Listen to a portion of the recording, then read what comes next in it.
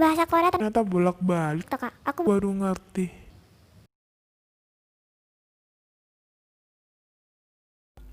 네, 일단 assalamualaikum 안녕하세요. 요리수입니다. 우리 시작할까? 그럼 let's get it.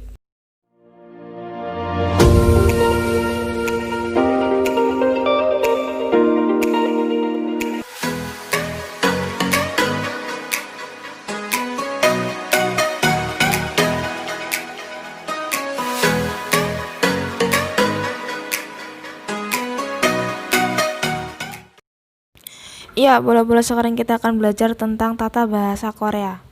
Ya, kita juga akan belajar perbandingannya gimana sih dengan bahasa Indonesia, apa sih yang membedakannya, dan gimana sih cara kita buat bikin satu buah kalimat utuh dalam bahasa Korea, kita convert ke dari Indonesia.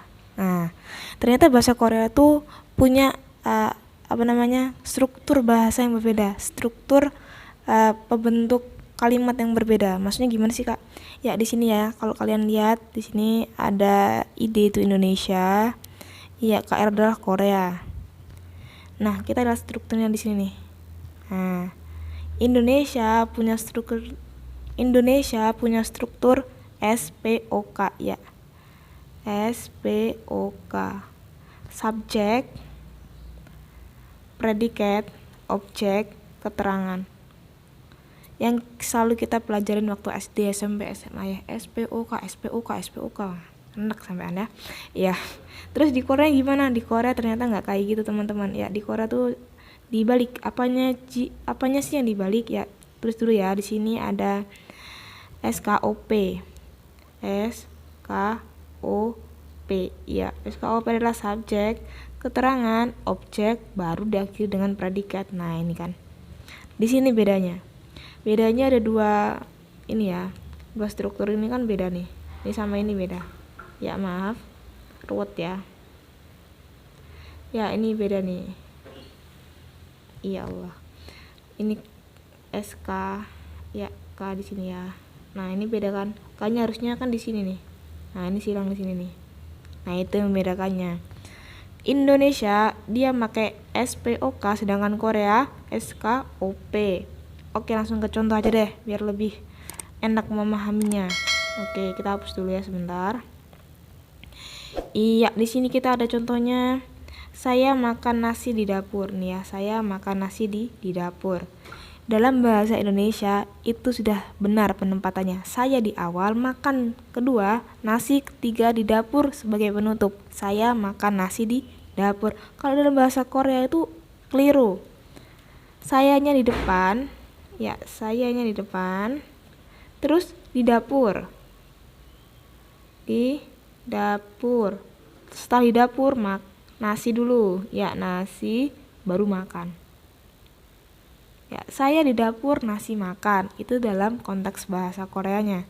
Kalau bahasa Indonesia, saya makan nasi di dapur. Dalam bahasa Korea, saya di dapur makan nasi. Dalam konteks bahasa Indonesianya sudah benar, saya makan nasi di dapur. Sedangkan kalau dalam bahasa Korea, saya di dapur nasi makan. Iya. Nah, gimana sih apa yang membedakannya? Ya, kalau kalian sudah nonton video sebelumnya, kalian juga pasti udah belajar bahwa bahasa Korea tuh gak bisa berdiri sendiri, dia gak bisa jomblo, teman-teman. Ya, maksud jomblonya gimana? Di sini yang di stabilo warna kuning ini nih, ya, yang kuning-kuning ini adalah partikel, di mana dia harus ada, keberadaannya harus ada. Kenapa? Karena dalam bahasa Indonesia, dalam bahasa Korea, kata kerja atau myongsa atau kata sifat itu nggak bisa berdiri sendiri, dia harus ada temennya, dia nggak mau sendirian. Jangan dikasih sendirian ya, kasihan. Harus ada temennya. Ya, di sini jonen, ya, nen ini itu partikel subjek. Nen bisa, en bisa, i atau ga juga bisa. Ya, video sebelumnya tonton ya kalau belum paham. Ya, diulas lagi nggak apa-apa. Di sini ada eso. Ya, eso adalah partikel keterangan. Eso bisa, juga bisa. Oke. Terus bubble, ya, el sama rel itu juga partikel objek. Ada el, ada rel. Ya, ini real ya, ini real. L sama R. Oke. Terus ada partikel predikat. Ya, partikel predikat tuh udah diupload juga. Ada yang formal, ada yang informal. Ada yang oyo, ada yang ayo, ada yang heo, ada yang semnida, ada yang piepdida. Ya. Nah, sekarang kita akan belajar gimana cara merangkai kalimat Indonesia kita convert ke Korean. Oke. Nah, di sini kita ada kalimat tadi ya. Taruh kalimat ini nih. Yang ini. Ya, kita hapus dulu. Nah, kalimatnya saya makan nasi di dapur. Dalam bahasa Indonesianya saya makan nasi di dapur. Kalau dibaca dalam konteks Koreanya, dalam bahasa Koreanya menjadi Jonen Mogoyo Babel Buokeso. Ya, Jonen Mogoyo Babel Buokeso. Ya, Jonen Mogoyo Babel Buokeso. Sampai di sini dulu untuk video kali ini. Semoga bermanfaat dan menambah wawasan baru kalian. Sedangkan jangan lupa di-share ke teman-teman kalian. Bahasa Korea itu salah. Biar pinternya tuh enggak sendirian. Gimana? Ice buat seni kan unemu kamsagu uri tabu ucia kita convert menjadi SKOP.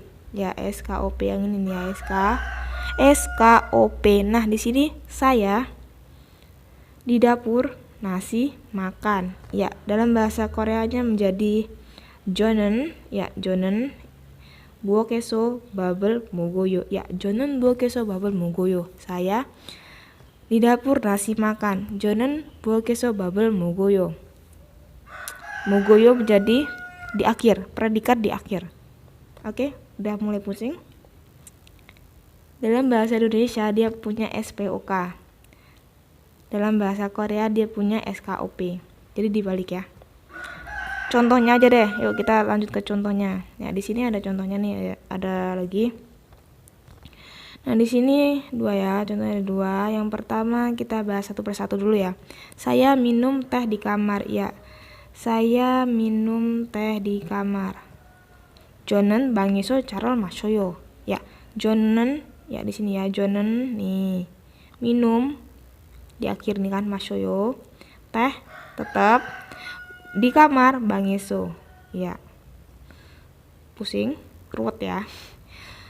Saya minum teh di kamar, bahasa Koreanya jonen bangeso charol masoyo. Ya, jonen bangeso charol masoyo. Ya, ini kan ada warnanya ya, yang merah sama merah, yang hijau sama hijau, yang biru sama biru, yang hitam sama hitam. Nah, ini penempatannya kan udah berbeda. Yang di sini warna hijau ini sama yang ini, di kamarnya yang kedua ini. Nah, dalam konteksnya SPOK menjadi SKOP. Ya, saya minum teh di kamar, bahasa Koreanya menjadi Jonen 방에서 차를 마셔요. Ya, maaf ya, Jonen 방에서 차를 마셔요. Jonen 방에서 차를 마셔요. Yang kedua ada adik bermain sepak bola di lapangan. Ya, adik bermain bola sepak di lapangan. Adik bermain bola sepak di lapangan. Ya, bahasa Koreanya menjadi 동생이 운동장에서 축구를 해요. Ya, 축구를 해요 itu bermain sepak bola. Ya, jadi pengertiannya seperti ini nih. Adik bermain sepak bola di lapangan. Nah, dari depan ke belakang baru ke tengah. Ini kalau misalnya ada kalimatnya gini ya, ini 1, ini 2, ini 3, ini 4.